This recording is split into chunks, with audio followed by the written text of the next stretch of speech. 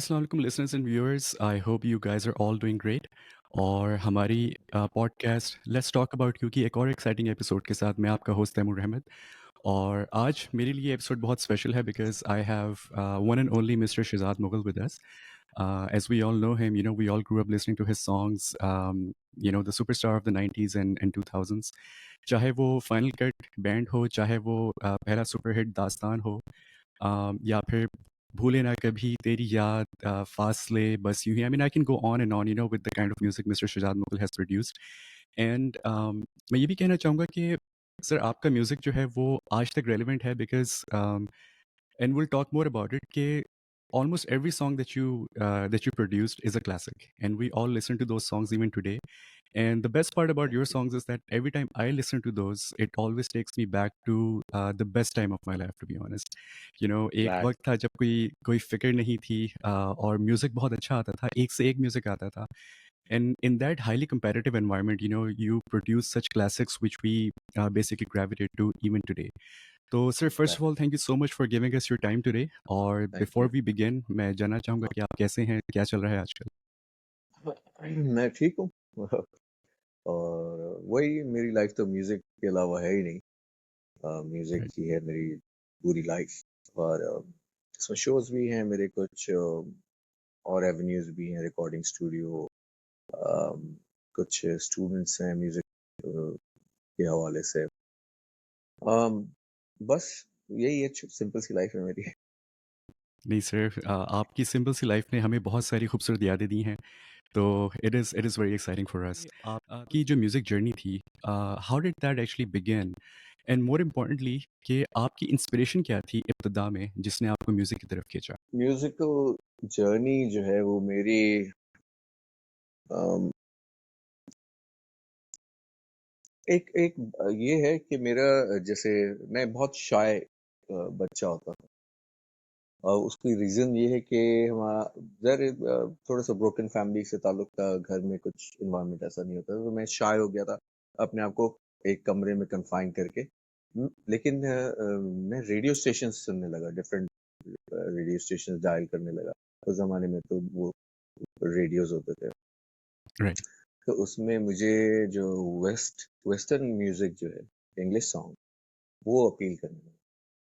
तो I was very intrigued कि ये हुआ कैसे, ये बनता कैसे ये सॉन्ग, मतलब ये कैसे है, ये सॉन्ग क्यों है, और उसका ये जो एक आदमी गा रहा है या कोई भी गा रहा है सिंगर, तो उसके जो अराउंड ये साउंड आ रहा है, ये कैसे शिफ्ट हो रहा है, ये कैसे बनता होगा, कैसे पता चलेगा कि ये यहाँ पे जाना है, यहाँ पे जाना है, डायरेक्शन क्या है इसकी म्यूजिक की। तो वो इंस्पिरेशन मेरी ये हुई कि मुझे आना चाहिए कि ये गाना बनता कैसे है। तो I wanted to be a music composer, music producer. और फिर मेरा एक इंस्ट्रूमेंट मुझे अट्रैक्ट किया, गिटार। गिटार का साउंड मुझे अट्रैक्ट किया बहुत ज़्यादा। तो फिर वो सारे इतना इन्वॉल्व होके मैं सुनने लगा कि आस्ता आस्ता फिर जाके जब लेटर ऑन, जब एक वो टाइम आया कि मैंने सीखा गिटार, तो फिर मुझे समझ में आया कि कैसे बनता है song, simple word. Right, absolutely. तो दैट्स ब्यूटीफुली पुट सर।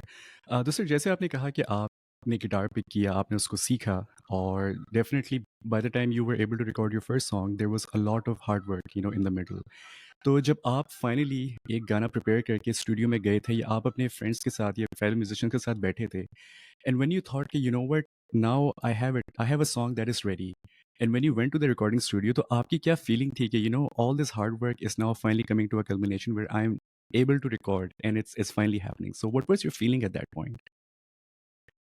हाँ, मैंने स्ट्रगल, सीखने में स्ट्रगल नहीं किया। मैं मुझ पे ऐसी जुनूनी कैफियत तारी हो गई थी कि मुझे सीखना कोई सिखा ही नहीं रहा था। तो मैंने बहुत क्विकली लर्न किया।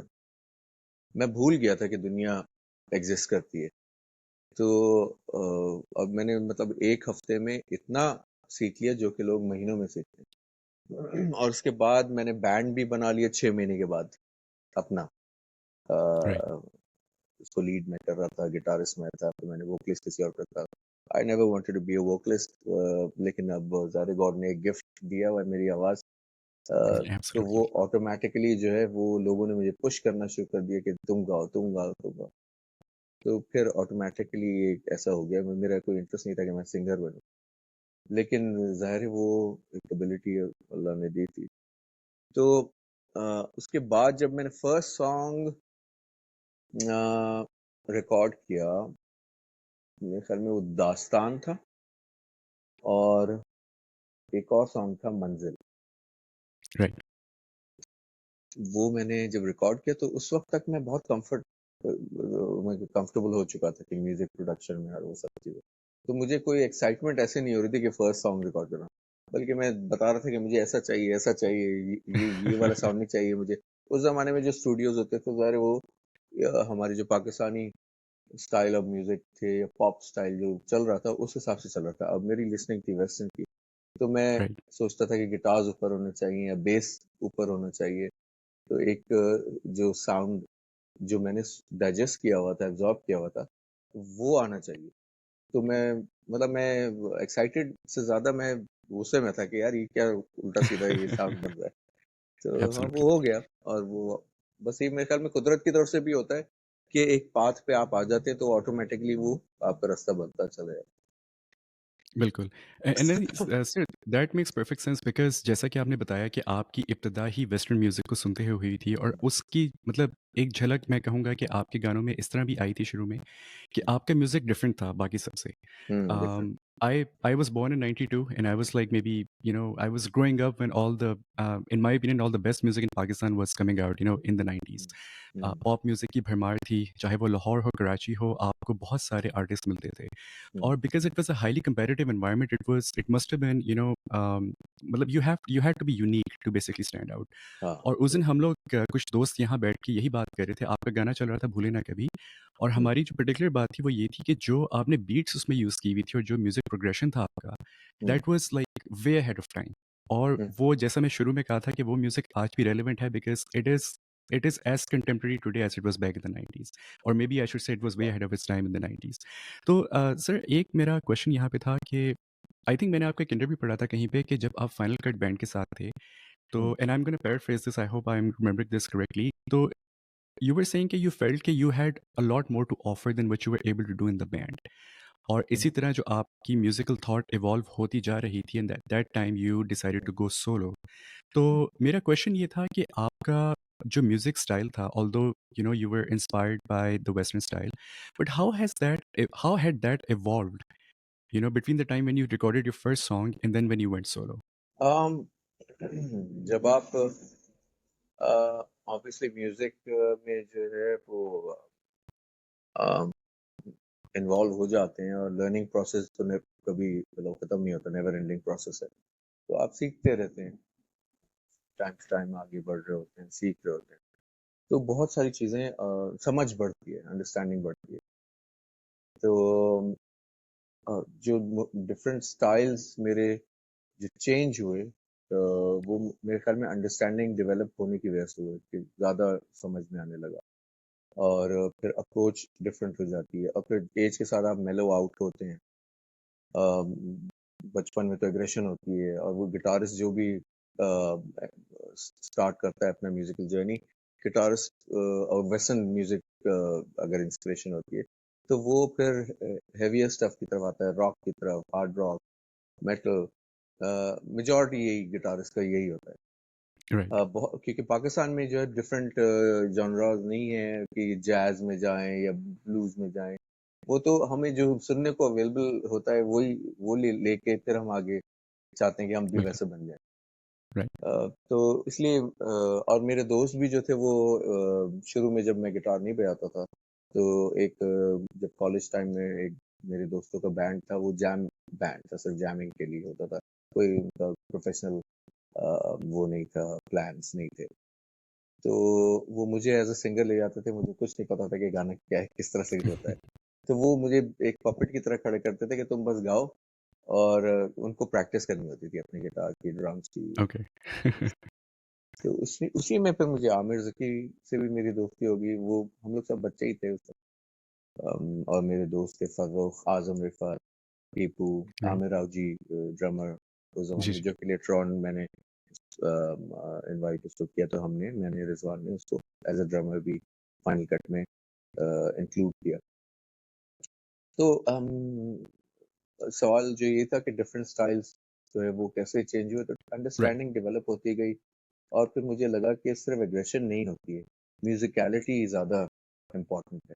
गिटार्स में मैं, ऑल्दो हम आयरन मेडन, जूडस प्रीस्ट और ये उस जमाने के डीप पर्पल वो सुन रहे थे, AC/DC एक्सेट्रा एक्सेट्रा, लेकिन फिर मार्क नॉफलर ने मुझे बड़ा अट्रैक्ट किया, डायर स्ट्रेट्स। राइट, तो मुझे उसके टोन जो है गिटार की, वो ऐसा लगा जैसे बेल रिंग कर रही हो, और उस ट्रैक का टोन पर्टिकुलर एक होता है। तो मुझे हुँ, लगा कि ये बहुत मतलब दिल को छूने वाली जो है ना, रिवर्ब और डिले के साथ जो है एक टोन निकल रही है। तो ये अ, उसी जमाने से मैं स्ट्रैट पे भी सोल्ड हो गया। फेंडर स्ट्रैट मेरा फेवरेट गिटार है, और राइट, आज तक मैं प्ले करता हूँ। बीच में काफी गिटार्स मैंने चेंज किए कि ये वाला स्टाइल के लिए, ये वाला स्टाइल के लिए, लेकिन मेरा जो दिल है वो फेंडर स्ट्रैट के साथ ही है। तो राइट, उसमें मुझे समझ में आया कि म्यूजिकलिटी जो है वो ज्यादा जरूरी है। कुछ दिखाना नहीं है आपको, प्रूव नहीं करना है आपको म्यूजिक में। तो मेरा थोड़ा सा डायरेक्शन चेंज शिफ्ट होने लगा कि मुझे प्रूव नहीं करना है, मुझे वो चीज क्रिएट करनी है जो जो जिसको सुन के मैं मतलब रिलैक्स हो जाऊं, खुश हो जाऊं, लोग सुन के खुश हो जाएं। तो फिर मैं उस तरफ मेरी डायरेक्शन चेंज होने लगी कि म्यूजिकलिटी ज्यादा जरूरी है, कंपटीशन जरूरी नहीं। बिल्कुल।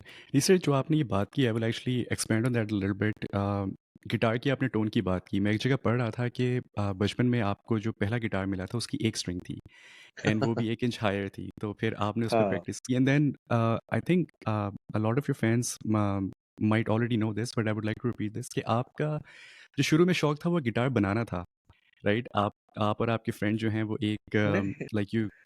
लाइक आप हाँ। लोगों ने एक गिटार बनाने की कोशिश की थी। आई थिंक हम्म। एक लाइक इलेक्ट्रिशियन के पास भी आप गए थे, उसको स्ट्रिंग्स वगैरह सेट की एंड इवन दैट वाज़ हाँ। A inch higher I think and you guys were playing off key but like you said, it was so fascinating for you कि इवन उस पे भी आप लोग बहुत एन्जॉय कर रहे थे बिकॉज़ यू मेरे हैड दिस मतलब मैं सीख इंस्ट्रूमेंट रहा दैट था यू तो क्रिएटेड। मेरे ब्लीडिंग शुरू हो गई थी, तो मैं राइट, टेप बांध बांध कर जो है ना वो सीख रहा था कि तो हाँ, वो मेरा शौक नहीं था कि गिटार बनाने का शौक हो, वो मजबूरी थी, क्योंकि ओके। मुझे नहीं पता था गिटार कहाँ से खरीदने हैं। और हुँ, मेरे दोस्त के पास एक गिटार था जो उसने बनाया हुआ था, तो उसी को देख के फिर दूसरी दफा मैंने भी कुछ बनाने की कोशिश की, लेकिन ये कि यार टेक्निकल नॉलेज नहीं थी उस वक्त। तो जो भी था बस ऐसा लग रहा था कि यहाँ पे ब्रिज होना चाहिए, ये नेक होना चाहिए, ट्रस्ट रॉड हो ना हो, पिकअप एक मंगा के वो लगा दिया। एक्शन का पता नहीं कितना हाइट होनी चाहिए, कैसे अब नीचे होगा पता ही नहीं, जब ट्रस्ट रॉड भी नहीं है, कुछ भी नहीं है। तो राइट। वो बस ये था। ज़ाहिर है एक स्टेप्स होते हैं सीखने के भी। बिल्कुल and that goes with everything in life as well कि आप साथ-साथ सीखती हैं, उसके साथ इवॉल्व करती हैं। And hmm. आपने एक बात की अभी which resonated with me quite significantly कि एसेंशियली यू वर सेइंग कि जो म्यूज़िक आप करें या कोई भी क्रिएटिव काम करें, उससे आप पहले खुद खुश हों, it has to make you happy.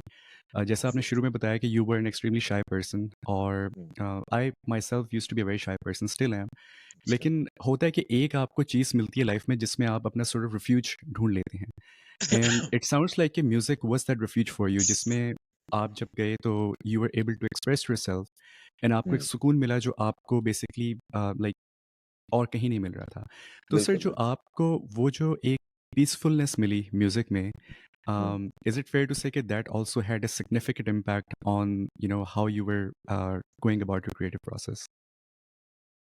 हाँ, डेफिनेटली, क्योंकि जो मुझे जो म्यूजिक मुझे अट्रैक्ट कर रहा था, और जो फिर जो क्रिएटिविटी मेरे अंदर से निकल रही थी, जो कि मेरा एक्सप्रेशन बना, अम, ज़ाहिर है मुझे भी आउटलेट चाहिए था। मैं खामोश रह के राइट, अपने आप को प्रूव नहीं कर सकता था। तो वो बिल्कुल, म्यूजिक जो है वो मेरे लिए एक आउटलेट बना कि मेरा जो मैं हूँ वो एक्सप्रेस कर सकूं। एक चीज मुझे टच कर रही है, मेरे सोल को टच कर रही है, और मैं मतलब उस वो अचीव करके, वो अचीवमेंट है मेरे लिए। एक राइट, मेरी क्रिएटिविटी मेरी अचीवमेंट है, तो वो मुझे इतनी खुशी देती थी वो चीज शुरू में, अभी भी है।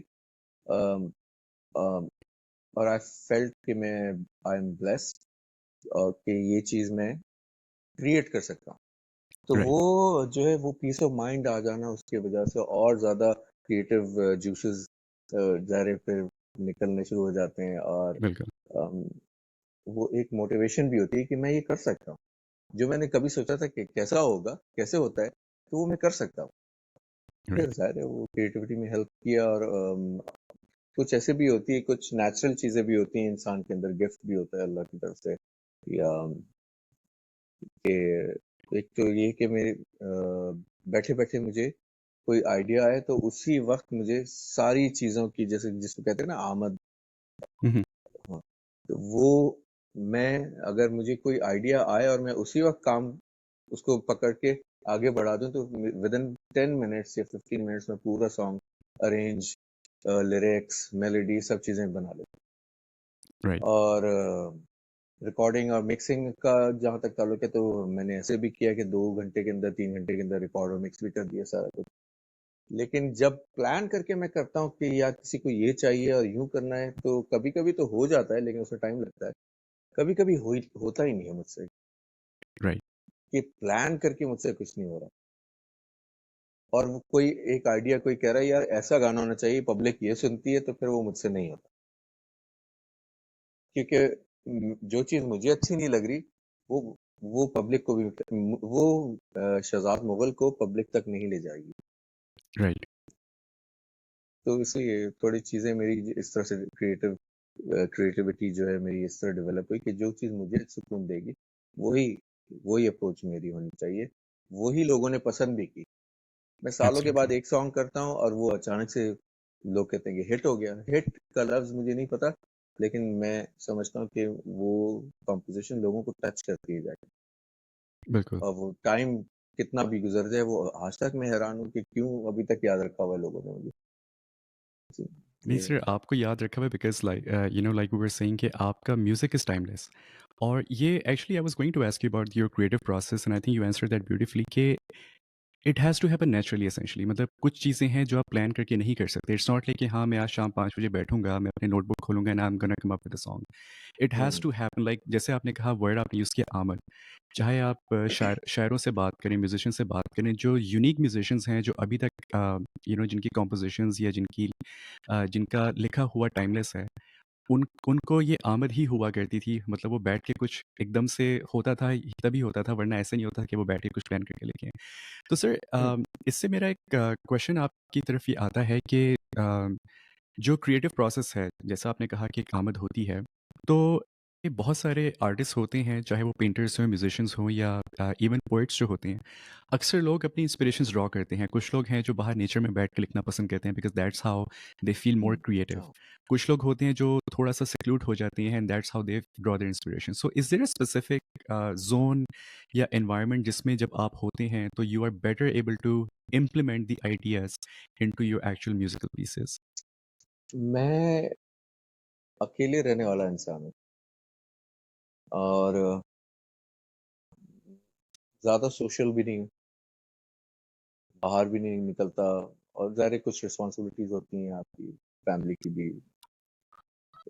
वर्क रिलेटेड भी कुछ ज़ाहिर है आपके कमिटमेंट्स होते हैं। तो मैं कभी नेचर को एक्सप्लोर करने नहीं निकला, कभी भी। आई सी। मैं अपने घर में रह के जो है ना वो चीज़ अचीव कर लेता हूँ जो कि मुझे ज़रूरी है मेरे पीस ऑफ माइंड के लिए। उसके लिए मैं मेडिटेट भी करता हूँ और थोड़ा-सा स्पिरिचुअल इंक्लिनेशन है मेरा। तो जब आप यूनिवर्स से कनेक्ट होते हैं तो ऑटोमैटिकली अबंडेंस ऑफ इंफॉर्मेशन और नॉलेज जो है वो आपके अंदर ट्रांसफर होती है और वो ही आपको दुनिया में डिस्ट्रीब्यूट करना होता है, पहुँचाना होता है, वो आपकी ड्यूटी होती है। तो कोई ऐसा पर्टिकुलर मुझे नहीं चाहिए कि वहाँ बैठ के मैं कुछ अच्छा काम कर हुँ, लूँगा। हुँ। जो मेरे अंदर है, वो बाहर भी वही चीज़ होगी, जो घर के अंदर बैठूँगा तो भी वही चीज़ होगी। तो इसमें मैं मेरे लिए कोई पर्टिकुलर कोई ऐसी जगह नहीं चाहिए मुझे कि मैं कुछ क्रिएट करूँ। Sure. No, that makes absolute sense. By the way, sir, I have to make a comment here as well. कि great to see you in this hairstyle because आपका अच्छा। जो हेयर स्टाइल था 90s में it was iconic. तो मुझे याद है कि जब आपका गाना बस यूं ही और फासले आया था तो you at one point you went for a shorter haircut. But this Yes, is I the Shehzad Mughal that we all remember and we all love to see. So really had to make that comment here. Thank you. हाँ, बीच में ज़रा दूसरे projects भी थे, कुछ Right, fashion related भी थे, कुछ एक्टिंग रिलेटेड थे, तो उसमें चेंजेस करनी पड़ती हैं। right. अभी भी हो सकता है आगे जाके फिर चेंज करना पड़ जाए। बिल्कुल, we're looking forward to बहुत it. बड़े गैप के बाद मैं आया हूँ वापस, बिल्कुल, री एंटर किया मैंने अभी, थोड़ी चीज़ें हैपनिंग होने शुरू हो गई है, तो हो सकता है चेंजेस तो आते रहते हैं लाइफ में। बिल्कुल, that's part of the life. Sir, आपकी जो म्यूज़िकल जर्नी रही है अब तक की, उसका कोई एक ऐसा मोमेंट हो जो पर्टिकुलरली आपको आज भी याद है? अगर ऐसा कुछ है तो आप शेयर करना चाहेंगे हमारे साथ? वैसे तो काफ़ी हैं। एक तो मुझे ये याद रहा कि जो फर्स्ट टाइम जो लोग भागते हुए मेरे पास आए ऑटोग्राफ लेने, तो वो मुझे आज तक याद है, वो मैं नहीं भूल सकता। ये राइट, 12-15 स्टूडेंट्स, लड़के लड़कियां, मैं तारिक रोड पे था, वहाँ पे मिस्टर बर्गर के नाम से एक वो बर्गर जॉइंट था, बहुत पहले की बात है, 90s, अर्ली 90s की 90s की बात है सर। तो वहाँ मैं उस जॉइंट में गया, तो बाहर से लोगों ने मुझे देख लिया, स्टूडेंट्स कुछ खड़े हुए थे, तो वो भागते हुए उनके हाथ में जो भी पेपर कप था या कुछ भी था, किसी कोई शर्ट आगे कर रहा था, और मुझे राइट। सराउंड जैसे करके मुझे ऐसा लगा कि इतना प्यार मिल रहा है मुझे, और मतलब वो आज तक नक्श हो गया मुझे कि यार इतना ज्यादा प्यार मुझे अल्लाह ताला ने इन लोगों के थ्रू दिया, तो मेरा काम इनको इतना पसंद आता है, तो वो मुझे याद रहेगा। और बाकी एक और भी था कि एक मेरा फैन था मुल्तान से, जो अपने घर को छोड़ के उसने नाम भी मुगल कर लिया था, वो बेचारा अपने बहुत ज्यादा प्यार करता था मुझसे, तो वो अपना राइट। घर छोड़ के आ गया कराची, और उसको मेरा घर भी नहीं पता था, और वो सी व्यू पे घूम रहा था, तो किसी ने उसको अपने घर ले गया, और वहां से किसी तरह से नंबर लोकेट करके मेरा मुझे कॉल किया कि भाई आपका फैन यहाँ पे आया हुआ है। तो वो भी एक ऐसी चीज है जो कि फिर उसको समझाया भी, खैर मैंने, कि तुम्हारे घर वालों को तुम्हारी ज्यादा जरूरत है, राइट। तो उसको ज़रा ये चीज़ें ऐसी होती रहती हैं लाइफ में, याद रह जाती बिल्कुल। So well sir, you are meeting another fan of yours from Multan. मैं ओरिजिनल मुल्तान से ही हूँ। हैं। अच्छा, और माशा मेरी एक्चुअली मदर जो हैं वो रेडियो पाकिस्तान मुल्तान में उन्होंने काफ़ी काम किया था। तो जो मेरी वाह! पहली जो आप कह सकते हैं कि जो एक्सपोज़र था स्टूडियो का, वो हुँ, वही था कि I went to to the radio station. तो अच्छा, मेरी मॉम जो है वो अनाउंसर और स्टोरी टेलर हुआ करती थी। तो आई यूज्ड टू सी कि अच्छा ये वाह! ऑनर का जो साइन है ये लिट अप हो गया, तो now I have to be quiet because अब माइक्स लाइव हो गए हैं। तो इट्स और सर जो आपने बात की फैन्स की, ऑटोग्राफ की, इट फ़ील्स लाइक कि वो एक बहुत प्योर ज़माना था बिकॉज़ बहुत कोई प्यारा, ऐसा नहीं था कि कोई फ़ोन निकाल के सेल्फ़ी ले रहा है। मतलब मेरे पास भी पूरी चंद एक ऑटोग्राफ्स हैं, वो पेपर्स पे हैं, एक आधा तो नैपकिन पे भी है because at that moment in time that's all I could find. और वो हुँ, मेरे लिए किसी तस्वीर या किसी वीडियो, किसी रिकॉर्डिंग से बहुत ज़्यादा कीमती है because I can actually hold it and I can relive that particular moment कि हाँ, इन आर्टिस्ट ने या इस शख्सियत ने जिनका मैं बता रहा हूँ, इन्होंने अपने हाथ से इस पे सिग्नेचर किए थे। तो that I believe is was a very pure personal time. Touch होता है। पर्सनल टच होता है उसमें बिल्कुल। अब वो टाइम चेंज हो गया है। बिल्कुल, अब वो प्योरिटी और वो एटीट्यूड सब चेंज हो गया है। अब सब जो है ना रैट रेस में लग गए हैं, और शायद रिस्पेक्ट का आंसर भी कम हो गया है लोगों के दरमियान। तो अब तो अगर कोई म्यूजिशियन या सिंगर जा रहा होता है, तो सब बोलते होगा, हुँ। मैं भी हूँ। तो वो मतलब ये तो सही है, सबको अपना एक कॉन्फिडेंट होना चाहिए, लेकिन इंसान दुनिया में आया है एक दूसरे को जो है ना सहारा देने के लिए, प्यार देने के लिए, तो वो जो पहले वाला एनवायरनमेंट था ना, वो सब चेंज हो गया है। अब सब फ्रस्ट्रेशन की तरफ जा रहे हैं, जैसे जैसे ये इंटरनेट आ गया है। पहले तो नहीं था, हम तो जैसे राइट, गाने फिगर आउट करने के लिए हमें टेप रिकॉर्डर को सिगरेट के वो जो फिल्टर्स होते थे उससे स्लो करना पड़ता था सुनने के लिए कि ये बिल क्या प्ले हो रहा है। अब तो हर चीज अवेलेबल है यूट्यूब पे भी, तो अब इतनी फास्ट होती जा रही है लाइफ के, लोगों के पास प्रॉपर 1 घंटे का कॉन्सर्ट देखने का भी टाइम नहीं है। बिल्कुल, थोड़ी देर देखने के बाद कुछ और देखेंगे, डिस्ट्रैक्ट हो जाएंगे, फोकस आउट होता जा रहा है लोगों बिल्कुल ऐसे सर वो अटेंशन स्पैन जो है वो बहुत कम हो गया। मुझे याद है कि मैं जर्नी बैंड जो है I I have been a big fan of them. तो का। मैं हाँ, उनका एक 80s का कॉन्सर्ट वीडियो पे देख रहा था और मैं वाइफ़ के साथ बैठा हुआ था। मैंने कहा यार आप एक चीज़ नोट करें कि इस वक़्त ऑडियंस में एक-एक इंसान जो है they like that person is glued to the stage. किसी हुँ, का फ़ोन नहीं है, कोई स्नैपचैट नहीं बना रहा, कुछ नहीं and I um, I was like I would do anything I could to go back in that time just to um, experience that once कि जब आपको पता हुँ, है कि 60-70 हज़ार बंदा पूरे एरिना में they are um, looking at one thing only. तो वो मुझे जी, लगता है कि वो एक आर्टिस्ट के लिए भी एक बहुत ज़बरदस्त मोमेंट ब्यूटीफुल होता होगा कि एक्सपीरियंस हाँ। ब्यूटीफुल एक्सपीरियंस होता होगा। हाँ, वही मैं बता रहा था कि पहले जो है ना पहले एनवायरनमेंट ऐसा था कि कॉन्सर्ट्स होते थे।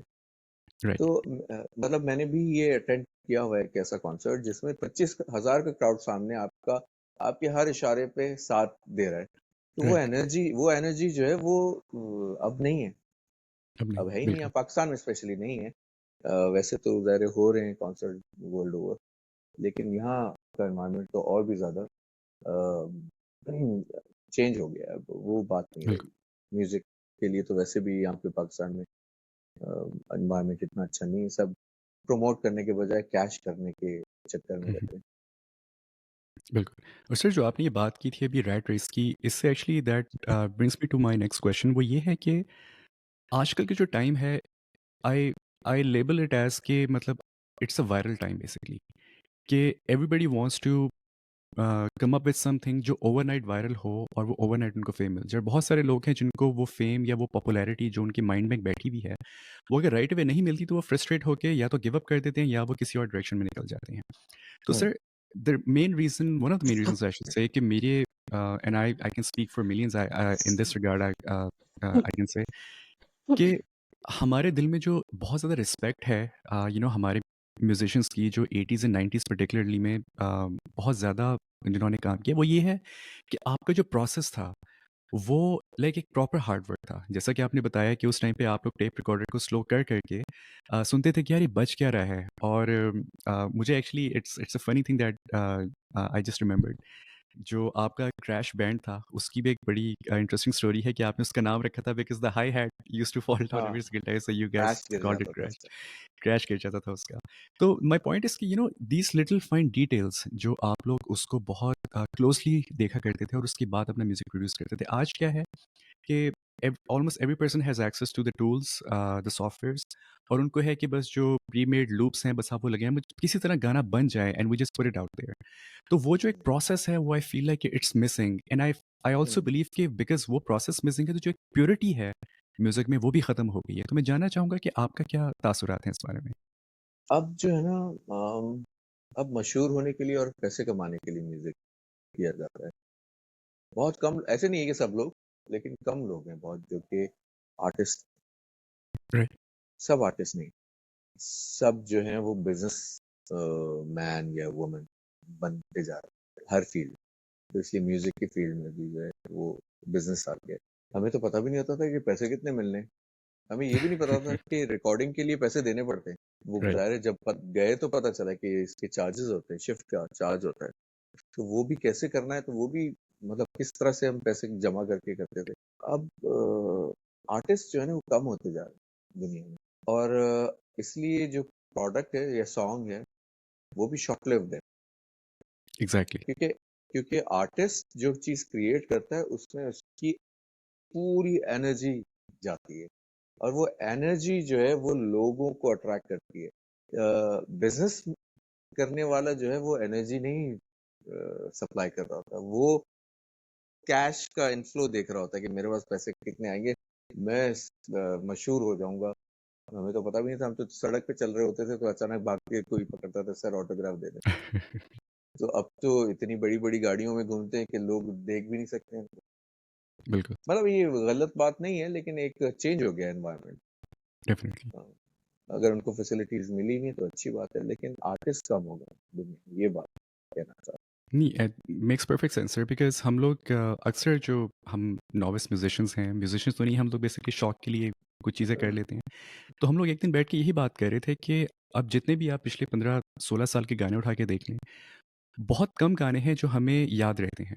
मतलब जैसे आपने कहा कि म्यूज़िक इज़ लाइक जो प्रोडक्ट आजकल आ रहा है मार्केट में वो बहुत शॉर्ट लिव्ड है। तो हुँ, एक गाना आता है वो स 6, 7, 8 महीने बहुत उसकी धूम होती है लेकिन अगले साल वो गाना कोई सुनता भी नहीं है। व्हेयरएज़ हुँ, जैसे मैं आपके गानों की बात कर रहा था, भूले ना कभी तेरी याद ये सब, ये हम आज भी हुँ, उसी शौक से उतने ही शौक से सुनते हैं जितना हम पहले सुना करते थे। तो लाइक यू वर सेइंग कि जो आर्टिस्ट ने जो काम किया है, उसमें उनकी पूरी एनर्जी है and we listen to these songs because we want to get that positive energy. तो हुँ। Absolutely I think that is a factor that is significantly missing these days. तो sir with that I also wanted to ask you कि जो basically ever changing nature है industry की, music की आजकल, तो how do you actually keep up with this ever evolving, ever changing kind of music, especially in Pakistan? Academy में setup करने की कोशिश कर रहा हूँ, अभी तक हुई नहीं है। स्टूडेंट्स आते हैं लेकिन फिर गायब भी हो जाते हैं। 1 महीने के बाद कुछ लोग छोड़ देते हैं क्योंकि यहाँ पाकिस्तान में जो है ना म्यूज़िक के लिए एनवायरनमेंट इतना साज़गार नहीं है। Right, ये लफ्ज़ मैं यूज़ कर रहा हूँ। क्यों? क्योंकि आपको प्रूव करना होता है, बच्चों को भी प्रूव करना होता है अपने आप को कि वो जो है वो इंजीनियर बन गया है, वो डॉक्टर बन गया है या वो सीए कर रहा है या वो एमबीए कर रहा है, या कुछ कर रहा है, तो आप क्या कर रहे हो? तो वो जो आर्टिस्ट अंदर है किसी बच्चे के अंदर, तो वो उसको अपने एवेन्यू को एक्सप्लोर ही नहीं कर पाता क्योंकि उसके ऊपर प्रेशर्स हैं सोसाइटी के। अब एनवायरनमेंट बोल देता हूँ मैं, पेरेंट्स नहीं बोलूँगा, एनवायरनमेंट के, right, सोसाइटी के। तो अब बात ये है कि वो म्यूज़िक की एनवायरनमेंट ही नहीं है पाकिस्तान में, तो क्या क्या करें? अकेडमी भी मैं करने की कोशिश कर रहा हूँ कि जो मुझे आता है, जो मेरा एक्सप्रेशन है, वो मैं किसी को तो देके जाऊँ। right, अक्सर लोग तो सिखाते भी नहीं है कि जो मुझे आता है वो किसी और को नहीं बताना चाहिए। बिल्कुल, तो अभी कल का पता नहीं है कि हम ज़िंदा होंगे, नहीं होंगे, किसी को भी नहीं पता। तो बिल्कुल, अगर ये चीज़ जो मुझे आती है वो किसी और के थ्रू भी दुनिया और लोगों तक या दुनिया में फैल जाए तो बहुत अच्छी बात होगी। तो वो सिखाने की कोशिश कर रहा हूँ, वो अभी तक सेटअप नहीं हुआ है मेरा। लेकिन जो आते जा रहे हैं स्टूडेंट, मैं चाहता हूँ कि जितना मुझे आता है, मैं फ़ौरन से सिखा दूँ। बिल्कुल, बाकी मेरा जो म्यूज़िक करियर है, वो अफ़ेक्ट नहीं होता क्योंकि ये म्यूज़िक है सारा। चाहे मैं किसी को सिखा रहा हूँ, चाहे मैं ऑडियो प्रोडक्शन कर रहा हूँ, चाहे रिकॉर्डिंग कर रहा हूँ, चाहे मैं गिटार प्ले कर रहा हूँ, चाहे मैं परफ़ॉर्मेंस दे रहा हूँ एज़ अ गिटारिस्ट, चाहे मैं सिंगर परफ़ॉर्म कर रहा हूँ कहीं। तो ये तो मेरी लाइफ़ है, music is my life. right, तो ये कोई अलग-अलग एवेन्यूज़ नहीं है। ये ऑल इन ऑल म्यूज़िक ही है, मेरा एनवायरनमेंट म्यूज़िक है। तो right, इसमें करियर जो सोचना है कि क्या मैं सीईओ बन जाऊँगा किसी कंपनी का, तो वो करियर मैंने कभी सोचा ही नहीं है। मैं जब तक हूँ, मैं म्यूज़िक क्रिएट करता रहूँगा। I am passionate about music, creating music, I I am glad, और मैं भी बहुत ज़्यादा खुश हूँ, मुझे खुशी मिलती है कि कोई आके बोलता है कि आपका गाना वो जो है, कुछ फनी सीन्स भी होते हैं कि इवन जैसे कोई बिल्कुल बूढ़ा सा आदमी आता है रास्ते में, ऐसा हुआ है कई बार। और एक दफा तो मतलब बिल्कुल सफेद बाल, दाढ़ी, हाँ ये इसकी आईब्रोज भी सफेद। right. तो वो आके मुझे कहते हैं कि सर आपका जो गाना जो है ना, हम स्कूल के जमाने सुनते थे। तो वो सुन के और ज्यादा खुशी होती है कि यार देखो, इतने पुराने पुराने लोग भी आते हैं, और मैं ज़ाहिर है मैं मेरी एज उनसे ज़्यादा होगी, जभी तो वो स्कूल में होंगे ना। Right, तो लेकिन मैं ये बात इसलिए कर रहा हूँ कि मुझे खुशी तो मिल रही होती है। फिर मैं ये भी ऑब्जर्व कर रहा होता हूँ कि जो हमारे ज़माने के जो टर्मोइल्स हैं या प्रेशर्स हैं, उसने उस इंसान को चेंज कर दिया, बिल्कुल बूढ़ा कर दिया। बिल्कुल, तो उसके भी दिल में होता होगा कि जैसे गाने अभी तक वो उसको याद हैं, तो उसके भी दिल में ख्वाहिशात होती होंगी कि यार मैं भी म्यूजिक की तरफ आ जाऊं, क्या पता, या कुछ हो। तो वो ये हमारे प्रेशर्स जो है ना, हमें ग्रो नहीं करने देते। तो जो इंसान ब्रेकआउट कर ले और बोल दे कि भाई मैं हूँ, और उसको बिलीव हो अपने आप पे, तो वो सब चीजें अचीव कर लेता है। पैसे भी आ ही जाते हैं, खाना हम बिल्कुल, खा सकते हैं 3 वक्त, कपड़े पहन सकते हैं, छोटी मोटी गाड़ी हो तो वो भी आने जाने के लिए काफी होती है। right. तो बस ये है कि यही बात करना चाहता हूँ कि अच्छा लगता है, लोग आते नहीं हैं, ऐसी पसंद करते हैं। राइट नहीं सर आपने बहुत आई 100% एग्री विद यू कि जो एनवायरनमेंट पाकिस्तान में है वो इतना कंड्यूसिव नहीं है म्यूज़िक के लिए नहीं। एक्सपेक्टेशंस होती है सब कुछ होता है when I was growing up sir I was I think 15 और 16 इयर्स ओल्ड जब मैं यहाँ आया था आई एम 31 नाउ तो हुँ, मुझे भी याद है कि शौक बहुत होता था कि बस गाना है, भाई के दोस्त का बैंड था मुल्तान में, तो I used to just get on the stage कि यार मुझे बेशक म्यूज़िक भी ना दें, I just want to sing a couple of lines. लेकिन वो जो एक प्रेशर्स थे हमारे फैमिली की तरफ से, जो आपके जानने वाले होते हैं कि नहीं आपने बस बड़े होके कुछ और ही बनना है। तो हुँ, मेरा जो शौक था वो basically I wanted to be a writer. मुझे लिटरेचर पढ़ने का बहुत शौक था, great, but I great I took the engineering path because that was the expectation that was on me. Expectation, yes तो of course. Uh, I sometimes think कि अगर मैं यहाँ ना आता तो शायद मैं कभी म्यूज़िक की तरफ आ ही नहीं पाता बिकॉज़ वो एक आपकी लाइन सेट हो चुकी होती है and that's it. Um, unless you are brave enough to break out of it या कुछ ऐसा हो कि कि this is something I have to do, but वो कभी-कभार फैमिली की तरफ से आपको पाथ नहीं मिलता। तो you are um, basically confined in that space that is defined for you already. तो ट्रू, मुझे लगता है कि सर कि पाकिस्तान में बहुत सारे क्रिएटिव माइंड्स ऐसे भी हैं जो शायद आगे आ ही नहीं पाए बिकॉज़ ऑफ दीज़ रीज़न्स कि नहीं उनको आया। वो नेचुरली इतने गिफ्टेड रहे हैं, हुँ, उनको भी आमद होती होगी बट बिकॉज़ वो हमेशा फ्राउन्ड अपॉन रहा है एक तरह से तो they just could never express themselves. Absolutely you are right. ऐसे बहुत सारे लोग हैं राइट, और फिर वो अंदर ही अंदर उनको फ़ील तो होता होगा, चाहे सब बिल्कुल, कुछ अचीव कर लिया होगा फाइनेंशियली, लेकिन अंदर ही अंदर वो जो उनका अपना इंसान है, वो मरा हुआ होता है ना, तो बिल्कुल, होते हैं ऐसे हैं लोग काफ़ी। बिल्कुल है क्योंकि सर खुशी जो आपको है मुझे लगता है वो आपको कोई दे नहीं सकता। You cannot hmm, go and ask someone for happiness. It has to come within you. And if there's something with that is giving you happiness from within you, I हाँ, मतलब I would love to teach this to my kids in future कि यार just feel it. What is making you happy and they just grab onto it and that is your life hmm, essentially. You should make that your life because like you said कि आई finances agree, आ जाते हैं सब हो जाता है लेकिन जब तक आपको खुशी नहीं है आप एक कंप्लीट इंसान नहीं है। तो आई एग्री। सर अभी आपने बात की थी कि जैसे आपके कुछ स्टूडेंट्स आते हैं, कुछ हैं जो मतलब कुछ अरसे के बाद नहीं आते। तो सर मुझे ये लगता है कभी-कभार कि बिकॉज़ वी ऑल नो कि music itself is an could be an arduous process आपको पेशेंट रहना होता है। मुझे पेशेंस, याद है कि जब मैंने फर्स्ट टाइम गिटार उठाया था तो मैं 3 हफ्ते बाद वापस कर आया था। मैंने कहा यार मुझसे नहीं प्ले हो रहा but the second time around I was like okay I have to give it time. अगर हाँ, मुझसे एक कॉर्ड नहीं बज रहा तो let me just keep trying it. तो वो एक जैसा हम बात कर रहे थे कि एक रैट रेस है, सब कुछ एवरीबॉडी वांट्स एवरीथिंग इंस्टेंटली। तो एक हुँ, पेशेंस का एलिमेंट भी चला गया है not just from music but also in life from life in general. तो सर आप हुँ, थोड़ा-सा इस पे लाइट शेड अगर करें कि पेशेंस कितना ज़रूरी है not just in music but in any creative process because sometimes yes things can come to you instantly but oftentimes you have to take time to basically enhance it to turn it into something जो कि लोग उससे connect कर सकें। तो how important is that process and especially patience in that process? नहीं patient रहना पड़ता है। जब आप देखिए nothing is impossible first of all. दूसरी बात ये जब आप कोई आर्ट फॉर्म सीख रहे होते हैं, तो आपको नहीं पता होता कि वो क्या है, उसकी थ्योरी क्या है, उसको उसकी अगर म्यूज़िक वाइज़ हम देखें तो प्लेयबिलिटी अचीव करने के लिए कितना प्रैक्टिस करनी पड़ती है या जब तक आपको नॉलेज नहीं होती, तो आपको मुश्किल लग रहा होता है। जिस दिन आपको नॉलेज आ जाती है उस चीज़ के बारे में, तो वो आसान हो जाता है। तो जब तक नॉलेज नहीं है, तो नॉलेज गेन करने के लिए आपको पेशेंट रहना पड़ता है ताकि वो चीज़ आगे जाके जब समझ में आ जाएगी, आपकी अंडरस्टैंडिंग डेवलप हो जाएगी।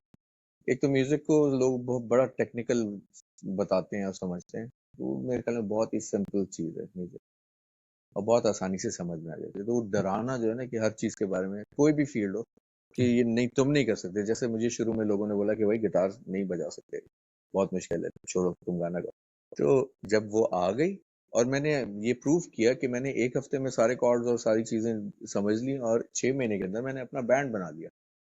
राइट, और जो लोग मुझे कह रहे थे कि नहीं आप सीख सकते, तो उनसे बेहतर मैं गिटारिस्ट बन चुका था। लेकिन उसके लिए प्रैक्टिस 24 आवर्स भी की मैंने शुरू में 2 दिन, 48 आवर्स की। फिर उसके बाद मैंने 16 आवर्स प्रैक्टिस की डेली। जो चीज़ नहीं हो रही थी उसको करने के लिए पेशेंस भी चाहिए थी और एफर्ट भी चाहिए था, मेहनत भी राइट, चाहिए। तो पेशेंस के बगैर तो कोई भी चीज़ अचीव नहीं होती। फिर हम फ्रस्ट्रेट हो जाते हैं। एक जनरल बात ये है कि किसी भी चीज़ को अचीव करना हो, तो आपकी या तो अप्रोच गलत होती है, अगर नहीं मिल रही वो चीज़ और या फिर आप मेहनत नहीं कर रहे, कोशिश नहीं कर रहे, फोकस नहीं है आपका। या तो अप्रोच गलत है या फिर फोकस नहीं है। अगर फोकस भी है और अप्रोच भी आपकी है सीखने की मतलब वो आपको है कि एक डिज़ायर है या ख्वाहिश है या जुनून है कि बस ये मुझे करना है। तो फिर कोई भी चीज़ मुश्किल नहीं रहती। टाइम राइट, लगता है। जब हम बच्चे होते हैं तो हमें एबीसीडी भी नहीं आती। तो वो भी सीखने के लिए पहले ए, बी, सी, डी तक ही सीखते हैं, उसके आगे तो नहीं सीखते ना। बिल्कुल, तो उसमें भी टाइम लगता है ना, कि हर चीज़ में टाइम लगता है, थोड़ा सा पेशेंस राइट। चाहिए। फ्रस्ट्रेट होने के बाद आप ना वो चीज़ अचीव कर सकते हैं और फिर वो आपकी हैबिट बन जाती है, आप लाइफ में बहुत कुछ अचीव नहीं कर पाते। सर 2-3 चीज़ें मेरे माइंड में और थी जो आपसे मैं पूछना चाह रहा था। एक तो जो बात आपने अभी हमें बताई थी कि आपका जो मेन फ़ोकस था वो गिटार था शुरू में and then you basically uh, move towards being a vocalist as well. तो वो जो शिफ्ट था आपका from purely a guitarist and then also start to sing your songs तो वो कैसा था? And I am intrigued specifically about this because जो इट फील्स टू मी कि that also came to you quite naturally. वो इसलिए because आपके जो सिंगिंग। गानों में जो आपका वोकल्स थे वो मतलब भूले ना कभी it's one of my all time favourite song which is why I keep talking about this over and over again. उसमें जो आप फ़ाल्सेटो हिट करते हैं वो it was I mean it's not easy at all. So that must have come to you naturally as well. तो उस shift के बारे में थोड़ा बताइएगा कि जो आप प्योरली एज़ अ गिटारिस्ट से फिर जब वोकल्स की तरफ आए थे तो कैसा फ़ील हुआ था आपको? क्या प्रोसेस था वो? जो मेरा फर्स्ट बैंड था तो मैं ये कहानी काफी बता चुका हूँ। तो मेरे वोकलिस्ट जो था वो हमें एक फेस्टिवल मिला था, उस जमाने में फेस्टिवल बहुत होते थे कराची में। राइट, तो वो कवर बैंड था बेसिकली, ज़ाहिर है उस जमाने में तो कोई प्रोफेशनली मैंने कंपोजिशंस वगैरह नहीं की थी, फर्स्ट बैंड था मेरा। तो वो जैमिंग पे नहीं आ सका। अब ना सेल फोन होता था ना किस तरह से कांटेक्ट हुँ, करें। हुँ, तो वो जैमिंग पे नहीं आ सका और अ, उसी दिन फेस्टिवल इवनिंग में प्ले करना था, मैं परफॉर्म करना था। तो तकरीबन मेरे ख्याल में 35-40 सॉन्ग्स थे ओह जो वाओ! कि जैम में, ज़ाहिर है जैम तो करना है बैंड ने, और राइट, वोकलिस्ट तो आया नहीं। तो मुझे ही गाना पड़ा कि चलो मैं गाता हूँ तो ये हम थोड़ा सा परफेक्ट तो कर लेना। फिर वो हम एक्सपेक्ट कर रहे थे कि वो आ जाएगा वहाँ पे गिग पे, लेकिन वो नहीं आ सका। कुछ हुआ, मतलब कुछ प्रॉब्लम थी, तो नहीं आ सका वो। तो जैम पे 35 सॉन्ग्स, ऑलमोस्ट 40 सॉन्ग वो गा के सामान पैक करके ड्रम सेट ये वो लोड करके फेस्टिवल में पहुंचे, वहाँ सेटअप किया और वहाँ जारी इवनिंग में स्टार्ट हो जाता है। तो फिर राइट। फौरन मजीद 35 और 40 सॉन्ग्स वो वहाँ पे मुझे वाओ! गाने थे। तो ऑलमोस्ट 70 सॉन्ग्स मुझे एक ही बिल्कुल, गो में गाने पड़े। तो राइट, सबने कहा कि यार तुम्हारी आवाज ज्यादा अच्छी है, हमें नहीं चाहिए वो सिंगर, तुम ही गाओ। ओके। तो फिर वो पुश करते रहे करते रहे करते रहे। टेलीविजन पे मैं नहीं आना चाहता था, लोग पुश करते थे कि नहीं आ जाओ, वही तो बात, तुमको आना चाहिए, तुमको आना चाहिए। तो मैं राइट। वैसे ही शाय था, और कोई बात कर ले तो मैं घबरा जाता था मैं कि लेकिन ये कि शायद ये इस डायरेक्शन में आना ही था मुझे, लोग खींच खींच के ले गए। और मैंने बिल्कुल, कोई कोशिश नहीं की कि मुझे ये भी नहीं कोई ख्वाहिश थी कि मैं मशहूर हो जाऊं। मुझे ये भी नहीं पता था कि इससे म्यूजिक से मुझे पैसे कमाने हैं। तो ऑटोमेटिकली जब आप वो फर्स्ट टाइम ऑटोग्राफ लेने लोग भाग के आए तो मुझे तो यकीन ही नहीं आ रहा था कि ये मुझसे क्यों ले रहे हैं। राइट। तो बहरहाल अप्रोच मेरी ऐसी ही थी। मैंने कभी कमर्शियली नहीं सोचा, और मैं अच्छा बिजनेसमैन भी नहीं हूँ अभी तक। तो मैं बस जो है सुकून उसी में खुश हूँ बस। बिल्कुल और सर जो भी आपकी अप्रोच है मुझे तो लगता है कि this is the right approach because इसीलिए आज भी लोग आपसे उतना ही प्यार करते हैं जितना पहले दिन करते थे। तो आई थिंक बिल्कुल बिल्कुल, generation I am has glad. Changed but you know the love for you has not changed at all. It has only और इंक्रीज़्ड मुझे आई वुड से। लोग मिलते हैं तो मुझे कहते हैं कि यूर अ लेजेंड, आप हमारे लेजेंड हैं। तो मुझे बहुत ऑकवर्ड फील होता है कि मैंने ऐसा तो कोई, हाँ मेरा एम ये था जब मैंने स्टार्ट किया था, मेरा एम ये था कि मैं ऐसा काम करके जाऊं जो किसी ने नहीं किया हो। तो राइट, उस वक्त वो काम स्टार्ट कर रहा था। ऑल्दो कि मैं बहुत सारा काम नहीं कर सका, कुछ फैमिली रिस्पॉन्सिबिलिटीज भी थी, कुछ और अपसेट्स भी होते हैं लाइफ में, अप्स एंड डाउन आते हैं। राइट। तो लेकिन वो जैसे ये तो फिर बस तेरी याद ही तो है मैंने जो क्रिएट किया था, वो उसी लाइंस पे किया था। वो आज तक उसकी कंपोजिशन जो है ना, लोगों को सही तरह से समझ नहीं आती कि किया क्या, ये चेंजेस कैसे हो गए। तो मैं उसी डायरेक्शन में जा रहा था कि मैं ऐसा काम करूंगा जो किसी ने नहीं किया। और अभी भी मैं कोशिश कर रहा हूँ, एक एल्बम लोगों ने मुझे पुश किया कि भाई क्या कर रहे हैं, कुछ करें। एक एल्बम रिकॉर्ड कर रहा हूँ अपने। मैं आपसे पूछना यही चाह रहा था कि आपके जो कोई ऐसे प्रोजेक्ट्स हैं, प्रॉस्पेक्ट प्रोजेक्ट्स जिन पे आप काम कर रहे हैं या लाइक जैसे कि आपने कहा एल्बम पे आप काम कर रहे हैं, so how soon can we expect that to come out? Because I am sure fans like myself are just, you know, keenly looking forward to it, we want to hear more from you. So कब तक हम expect कर सकते हैं कि वो बाहर आए? कोई डेडलाइन नहीं दे सकता मैं चाहता हूँ कि जल्द से जल्द रिलीज हो जाए, तो रिलीज तो बहुत पहले हो जाना चाहिए, लेकिन कुछ मुझे जो है ना मिसिंग लग रही है चीज। तो मैं वो सोच में पड़ा हूँ कि क्या करना चाहिए।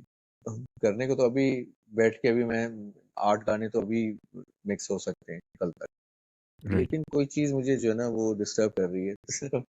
तो वो जब सॉर्ट आउट हो जाएगी तो फिर मैं रिलीज कर दूंगा। हो सकता है 1 महीने में हो जाए, हो सकता है 2 3 महीने में हो जाए, नो आइडिया। इंशाल्लाह सर, बट लेकिन आई मैं हैव टू आई से। आई प्रॉमिस कि मैं एक आध गाना तो, पहला गाना तो मैं इंशाल्लाह 20 डेज रमजान के बाद, 20 डेज से राइट। नहीं, रमजान के बाद मैं रिलीज कर दूँ। इंशाल्लाह sir, we are looking forward to it. Sir, एक क्वेश्चन मेरा और है आपसे, वो ये है कि बेसिकली हम देखते हैं कि आप कराची में अभी भी काफ़ी लाइव शोज़ कर रहे होते हैं, और स्पेसिफिकली आपने अभी जो एक रिसेंटली शो किया था जिसमें आपने सारे वेस्टर्न गाने गाए थे। तो sir, when you switch from English songs to Urdu songs and vice versa in different shows, या अपने आप जैमिंग भी करते होंगे, तो how is that experience for you? मतलब आपको क्या लगता है कि कराची में या इवन पाकिस्तान में इन जनरल क्या डिमांड है इस तरह की म्यूज़िक की आज भी, कि जैसे कि आपने शो में आपने वेस्टर्न गाने वो किए, तो I mean is that in demand, और इज़ दैट मोर लाइक यार कि ठीक है मुझे शौक है तो I want to do something like this? नहीं, सुनने वाले हैं, लेकिन वैसे नहीं है, मतलब बिगर स्केल पे नहीं है, लेकिन सुनने वाले हैं। मैंने हमेशा वेस्टर्न सॉन्ग्स गाए, मुझे अच्छे लगते हैं कि राइट। भाई मैं गाऊं। और वो जैसे जर्नी मुझे, मेरा भी फेवरेट बैंड है, तो वो गाने जो मैं सुन के मतलब अमेज होता हूँ कि भाई ये कैसे किया इन्होंने, या क्या बिल्कुल। टैलेंटेड लोग हैं। तो वही मैं प्ले, जब मैं केपेबल हो चुका हूँ तो मैं वो प्ले करके मैं खुश होता हूँ कि यार मुझे आता है। आई कैन डू दिस, या। तो अ, अब लिसनर्स हैं, लेकिन उसका सर्किट इतना बड़ा नहीं है, लार्ज स्केल पे नहीं होता, वो कम है। राइट। तो मैं अक्सर करता रहता हूँ ये। हाँ, स्विच करना इंग्लिश से उर्दू, तो मैंने, जैसे लोग एक्सपेक्ट करते हैं कि सिंगर है तो किशोर कुमार भी गाएगा, तो मोहम्मद रफ़ी भी गाएगा, और ये वो मतलब उसके अलावा वो मानते ही नहीं कि ये सिंगर बिल्कुल। है अगर वो गाने ना गाएं। तो वो मैंने नहीं किया है। वो मेरी, मैंने फिर लिसनिंग भी मेरी नहीं थी इतनी शुरू में, अब तो सुने हुए मैंने काफी। लेकिन मैंने इंग्लिश गानों को प्रेफर इसलिए किया लर्निंग में भी और गाने में भी शुरू में, क्योंकि उसकी उसका एक्सेंट अलग है, उसकी अदायगी अदायगी अलग अलग है, है। बिल्कुल अंदाजे में बिल्कुल अलग है जी। उर्दू की अदायगी अलग है, तो आपका जो ये डायफ्राम है, ये चेंज हो जाता है। अगर आप उर्दू बिल्कुल। ही गाते रहेंगे तो ये डिलीवरी आपकी वो नहीं रहती। और अगर वेस्टर्न में है तो उर्दू आप सही तरह से डिलीवर नहीं कर सकते। बिल्कुल। लेकिन क्योंकि मैं वेस्टर्न अपनी कॉम्पोजिशन रखता हूँ और मेलोडी भी वेस्टर्न होती है, तो मेरी कोशिश ये होती है कि जो मेरे अपने उर्दू गाने हैं, जो ओरिजिनल गाने हैं मेरे, उसकी जो उर्दू है वो वो साफ हो, तलफ़्फ़ुज़ राइट। जैसी होनी चाहिए उर्दू वो हो। वो आ रहा था और जा रहा था वो नहीं करना है। बिल्कुल। क्योंकि क्योंकि वो उर्दू अगर गा रहे हैं आप तो फिर उसको प्रॉपर उसी तरह से गाएं। तो सो ये बेसिकली या वो, you have to do justice to it, yeah. हाँ। And I never used to sing, I still don't. कभी कभी लोग कहते हैं तो सुना देता हूँ, बड़ा भोंडा सा। वो मुझे लगता है कि मैं किशोर कुमार के गाने गा, वो तो वो टैलेंटेड लोग थे, वो भी लेजेंड्स थे। राइट। वो उनका अपना एरिया है। लोग ये समझते नहीं कि सबकी अपने इंडिविजुअल एरियाज हैं। तो यहाँ पे क्योंकि इतनी वास्ट लिसनिंग नहीं है ना, अगर वेस्ट में आप जाते हैं तो कोई जैज सुन रहा होता है, कोई ब्लू ग्रास सुन रहा होता है, कोई सोल सुन रहा होता है, कोई रॉक सुन रहा होता है, कोई मेटल, कोई पंक की तरफ चला जाता है, तो कोई रैप, कोई हाउस की तरफ ज्यादा कंफर्टेबल होता है। तो फिर राइट। उनको पता है कि एरियाज डिफरेंट है ना, जॉनर डिफरेंट है। तो अब यहाँ यहाँ तो नहीं पता। यहाँ पे तो अगर आप किशोर कुमार और मोहम्मद रफ़ी, जो कि आपके अपने सिंगर भी नहीं है, इंडिया के सिंगर है, वो राइट। नहीं गा सकते तो सिंगर ही नहीं। ऐसे ही। हालांकि उनसे ज्यादा बेहतर सिंगर हमारे मेहदी हसन साहब भी गुजरे हैं। नूरजहां मुझे टोन वाइज नहीं पसंद थी, लेकिन उनका जो पिच परफेक्ट होना जो था, वो बाद में मुझे जब समझ में आया कि मैं तो सम, समझा ही नहीं पहले ही। राइट। सबका अपना एक स्टाइल होता है, सबका वो अलग होता है, डिफरेंट होता है सब आर्टिस्ट। बिल्कुल सर, और ये जो एक जनरेशन है हमारी, वो लाइक यू सेड कि इवन यहाँ पर भी अगर हम कभी कोई छोटे-मोटे इवेंट्स में भी जाएँ, तो कोई भी सिंगर आया हुआ हो तो उनसे सबसे पहले कहते हैं कि अच्छा आप हमें नुसरत फ़तेह अली ख़ान साहब की कुछ सुनाएँ। अच्छा वो मतलब हाँ, अगर एक सिंगर का वो जॉनरा ही नहीं है, तो they can never do justice to it. हुँ, हर इंसान हाँ, हर चीज़ नहीं गा सकता, तो आप उसी को गाएँ जो आपका शौक या स्ट्रेंथ है। But like you said exactly nobody seems hmm, to understand that. उनको लगता है कि हाँ, कोई गाने वाला है, तो that person has to be able to sing everything that is out there. Everything हाँ, तो सर मेरा बस एक आखिरी क्वेश्चन आपसे है। काफ़ी आपका वक़्त लिया हमने आज और बहुत शुक्रगुज़ार हूँ मैं आपका कि आपने हमें अपना कीमती वक़्त दिया। नहीं, नहीं, नहीं, सर वेलकम एनी टाइम। जो हमारी आज की जनरेशन है, जैसा कि हम बात कर रहे थे कि एक सॉर्ट ऑफ रेस में है कि हमें कुछ ना कुछ करना है लेकिन हमें फ़ौरन चाहिए, हमें रिज़ल्ट्स फ़ौरन चाहिए। तो हुँ, सर आपकी क्या एडवाइस होगी जो एस्पायरिंग म्यूज़िशियंस हैं? आई वुड से कि उनमें बहुत सारे लोग वो भी होंगे जो प्योरली आर्टिस्ट हैं, जो एक प्रोसेस को अपनाना चाहते हैं, उसमें ढलना चाहते हैं और उसमें ढल के वो एक प्रोडक्ट को निकालना चाहते हैं वर्सेस और लोग हैं जो कुछ जल्दी चाहते हैं but whatever the spectrum might be. जो एक नई जनरेशन है जो म्यूज़िक में आना चाहती है, पीपल लाइक माई सेल्फ जो आपके गाने सुन के बड़े हुए हैं, क्या एक एडवाइस है जो आप उनको देना चाहेंगे इन टर्म्स ऑफ म्यूज़िक? देखिए आपको अपने आर्ट के साथ जो है ना सिंसियर होना चाहिए, ऑनेस्ट होना चाहिए। शॉर्टकट्स कुछ भी नहीं है, किसी भी फील्ड में, शॉर्टकट्स नहीं होते। आपको पेशेंट रहना पड़ता है, पेशेंस के साथ आगे बढ़ना पड़ता है। हाँ, ये एक फैक्टर अब क्योंकि एनवायरनमेंट चेंज हो गया, अब टेलीविज़न चैनल्स नहीं है। अब रिकॉर्ड लेबल वैसे नहीं है कि सीडी मिल रही है या कैसेट मिल राइट, रहा है या एलपीज़ मिल रहे हैं। तो वो अब टाइम खत्म हो गया है। अब जो है डिजिटली मार्केट होती है सब चीज़ें और डिजिटली में बहुत ज़्यादा डिसएडवांटेज भी है कि पहले तो सीडी एक सीडी की पाकिस्तान में वैसे भी कम मिलता था लेकिन फिर भी ₹15 तो मिल जाते थे एक सीडी बिल्कुल, के। तो अब डिजिटली अगर रिलीज करते हैं तो आपको कितने मिलते हैं पैसे एक एक हिट पे? एक दफा कोई सुन लेगा तो कितने मिलते हैं? और वो कब तक पाइल अप होके कितने बनेंगे? तो आप जो पैसे इन्वेस्ट कर रहे हैं अपनी आर्ट में ठीक-ठाक मतलब इन्वेस्टमेंट है, आपको वीडियो भी बनाना पड़ता है। बिल्कुल। अब अब तो ख़ैर सेल फ़ोन से ही बन जाते हैं वीडियोज़, लेकिन फिर भी कहीं निकलना पड़ता है और लोकेशंस ढूँढनी पड़ती हैं, फ्यूल है, एक्सपेंसेस हैं, किसी को हायर करना पड़ रहा है, तो क्या तो इन्वेस्टमेंट तो जाती है। मेरी एडवाइस ये है कि जो भी नए लोग हैं वो काम को रोके नहीं। मैंने काम मैं गायब हो जाता हूँ मेरी मतलब एक तबीयत ऐसी नेचर है और 10 साल के बाद आऊँगा, 20 साल के बाद आ रहा हूँ। तो अगर उनको कुछ बनना है और सक्सेसफुल होना है तो कंटिन्यूअस काम करते हैं। ये सोच के नहीं करें कि इसका रिजल्ट इतना आना चाहिए। आप कंटिन्यूअसली काम करते जाएँ, करते जाएँ, करते जाएँ, करते जाएँ, आपका साइकिल जब कंप्लीट हो जाएगा ऑटोमेटिकली हर चीज़ आपकी सामने पड़ी होगी, राइट। कदमों में आ जाएगी और कोई तरीका नहीं, काम करते रहें बस मेहनत करते और रहें उसके और लिए आप कंटिन्यूअसली करते रहें। कंटिन्यूअसली करते रहें। और जैसे मैंने बसुई का वीडियो बनाया था, जी, जी। वो इसलिए बनाया था कि उस ज़माने में शोएब मंसूर भी 40 लाख का एक वीडियो बना रहे थे, इश्क और वाइटल साइंस के वीडियोज़, ये अबरार के और एक कॉम्पिटिशन था कि हुँ, हुँ। इतने महँगे-महँगे वीडियोज़ बन रहा था। अब मुझे अपना एल्बम रिलीज़ करना था, तो कोई बना ही नहीं रहा था, सब सोच रहे थे कि यार इतने पैसे होंगे तो हुँ, फिर हुँ। बनाएँगे। राइट। तो आखिरकार फिर वो हुआ ये कि विदाउट ब्लेमिंग एनीवन मैंने सोचा यार मुझे खुद जो है ना मैं बना लेता हूँ वीडियो ज़ाहिर है मेरे प्रोडक्शन से भी ताल्लुक रहा था बीसीआर रिकॉर्ड जो हुँ, हुँ। जिसने मार्केट किया है वाइल्ड साइंस को जुनून को तो उसमें मैं एएनआर हेड था तो मैंने सोचा कि मैं खुद ही बना लेता हूँ तो एक XL one S light camera लिया ईएनजी मुझे यूज होता है और जाके पहले तो हैंडी कैम एक दोस्त से लिया जिसने बाद में क्लेम करना शुरू कर दिया कि वो मेरा उसका वीडियो है राइट, और उसने बनाया था ओरिजिनल वीडियो उसने किया है हालांकि उससे मैंने हैंडी कैम लेके डेमो किया था और उसी के घर में क्योंकि हैंडी कैम पड़ा था तो उसने अपलोड करके वही चीज़ राइट। अपने नाम कर ली तो यहाँ पर ये भी एक बहुत प्रॉब्लम है प्रॉब्लम है बिल्कुल। पाकिस्तान में अ, तो वो मैंने बनाया कितने का मेरे ख्याल में टोटल उस दिन 7 साढ़े 7 हज़ार रुपए खर्च हुए थोड़े नेक्स्ट डे जो है खाना पीना सबको खिला दिया और सब चीजें कर दी तो 15,000 रुपए में मेरा पूरा वीडियो बन गया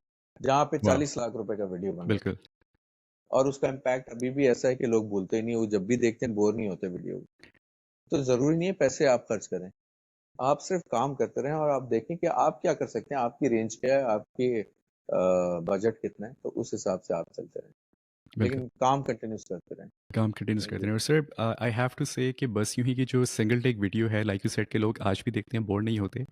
it's one hmm, of its kind. because हम लोग, not just myself, me being a fan of you, like anybody that I'm sitting with, and if I turn on that video, it's everybody's intrigued because सारे expect कर रहे हो तो कि अच्छा कोई सीन चेंज होगा, ये होगा, no, but the entire song is there. And आपने बेशक उतने पैसे नहीं लगाए, लेकिन जो इम्पैक्ट आपने दिया उस म्यूजिक वीडियो से, वो that is timeless and that is priceless as well. अच्छा, वो भी लोग समझ नहीं पाते, जहाँ जैसे किसी इंटरव्यू में मैं बता देता हूँ, वो बेसिकली मैंने लाइफ को पोर्ट्रे किया। एग्जैक्टली जी। तो गाड़ी मेरी खराब हो गई है, लाइफ की जिंदगी की गाड़ी खराब हो गई है, तो अब क्या करना है? रुकना है, किसी का सहारा लेना है, लिफ्ट मांग रहे हैं, कोई बिल्कुल। रोक ही नहीं रहा है, तो अब क्या करें? वहीं खड़े रहें?